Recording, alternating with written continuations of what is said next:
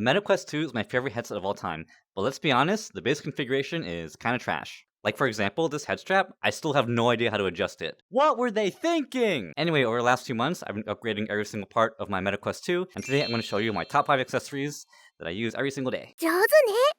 The first upgrade for today is a Bobo M2 VR Headstrap, and either this one or number 3 is the most important upgrade that I'm going to show you today. So on the front, you have a pillowy soft cushion for the top front of your head, and also on the top you have these like 2 soft stabilization pads. So from just these things already, you can tell it's more comfortable than the regular Headstrap, which just looks like a shoelace. But then after that, you have like the back padding, and there's 2 types actually. The one you see right here, I'm using the silicone web padding. So this one is soft and easy to clean, and also has like a really grippy texture. And this is something that I like, because I like to dance and move around in VR. Now, if you don't move around a lot because you're lazy and fat or something, they have the super pillowy cushions for the back of your head. And the way to install them is really easy. They all have Velcro on the back, so you just like peel them off and stick them on, and you can do them as many times as you want. And over here, you have the adjustment knob on the back, which makes it tighter and makes it looser. And the thing with like the Headstrap, I literally have no idea how to make it tighter and shorter. Like, I don't know. Maybe because my brain is melted from playing gacha games so much, but this one, if you rotate it to the left, then the thing gets looser, and if you rotate it to the right, then the Headstrap thingy, it gets tighter. Lefty loosey, righty tighty. That's what my dad always taught me before he went to the store for cigarettes, and then he never came back. You'll come back someday.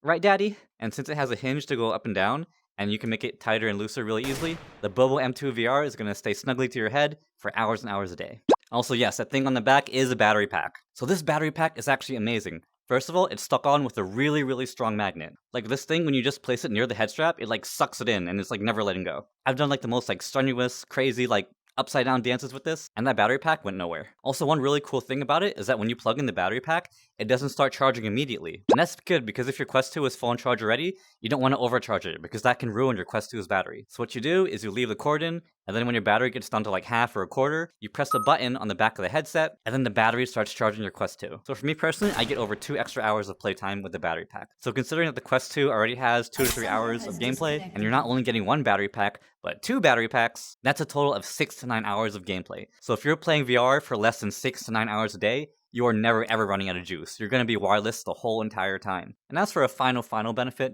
you can actually use it as a regular battery pack for your phone. Like when I went on a trip to New York City, I literally put one of these in my bag, and then when I needed more electricity, I plugged it into my phone. God, what an amazing product. They really thought of everything. Oh yeah, if you want to buy any of the products mentioned in the video, then open the description and click the link and it'll take you there. If you do end up buying something after clicking the link, then I make a really small commission and it costs you nothing extra. So that's a great way to support the channel. Now let's move on. The next upgrade I recommend is these Kiwi controller grips. Now I know you're thinking, why do you need grips for a controller? After all, you can grip things just fine without using any extras. But in reality, if you want to be like an expert VRChatter and play for 2 to 3 or more hours a day, gripping the slippery controllers with no texture at all is actually going to hurt your wrists. And I know that for a fact because it happened to me. I was playing VRChat for 3 to 4 hours a day, and I was holding the controllers the whole time, and my wrists and fingers were killing me. So that's when I started searching for a solution, and I finally took a chance on these Kiwi hand grips. Let me tell you, they may look kind of simple, but they're amazing. First of all, it's so soft and it makes it really grippy, even though it might not look like it. Like on God, it's like future tech. And the best part about them is like these knuckle straps. Like now finally you can let go of your controller like this, and these controllers, they're not going anywhere. They're staying in my hand. So finally, when you're chilling around in VR, just like talking or doing whatever,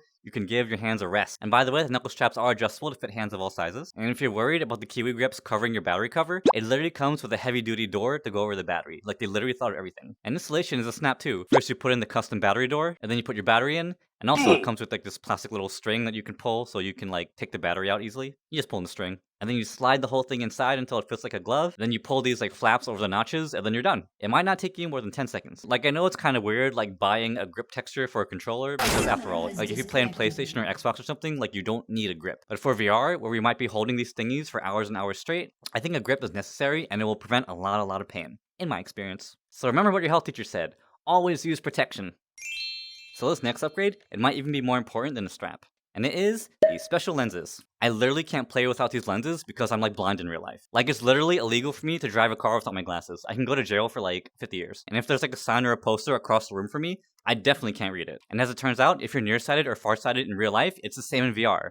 Which is really messed up, by the way. I thought that if I went into VR, everything would literally be better, right? I wouldn't be constrained by like my bodily like flaws. But no, apparently your eyesight carries over to the JoJo world. So that kind of sucks. Actually, my bad eyesight is probably the work of an enemy stand. Anyway, so with these lenses, you just order them online, and then you send them a scan of like the paper you got from your optometrist, and that's it. You get your lenses in the mail later, and they're really easy to install. First, you put on the base plate, which just like snaps in there really tightly, and also the base plate has like 2 little magnets on it. And then you take out the lenses, and the lenses also have magnets, so you just like stick them on, and they're gonna stay there forever. Installation could not be more simple, and the fact that it's detachable means you can easily clean both sides whenever you want. And if you're wondering about wearing glasses inside of your VR headset, I don't really recommend it, because I tried that, and first of all, it gets really hot inside the headset. So you're gonna feel your glasses fogging up, which really sucks. And also, a lot of times, my glasses would touch the lenses of the Meta Quest 2. And I got really paranoid about my glasses scratching up against the Quest 2 lenses. So all I'm gonna say is, if you need glasses or contacts in real life, and you're gonna be in VR playing Alex or Superhot or Beat Saber or VRChat, you should really get these inserts. Everything just becomes so much clearer, and it's like a whole new game. And if you do physical activity in VRChat,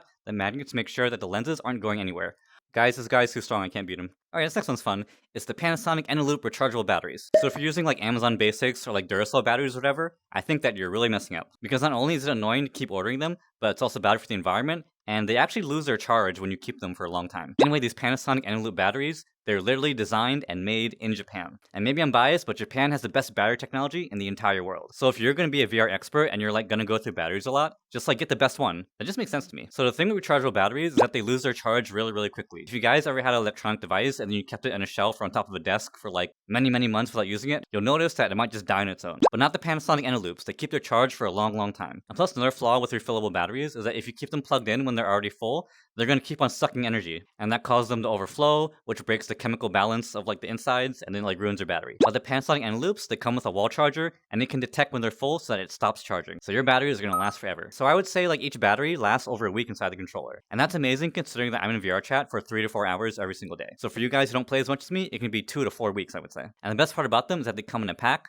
So when the ones in your controllers die, you can swap them out for fresh ones, and you still have some extra ones left over to put in your Xbox controller, and you can also put them inside your massage gun. But we all know what your massage gun is actually used for. You can't trick me, I know what you do on lonely nights. Just be responsible, okay?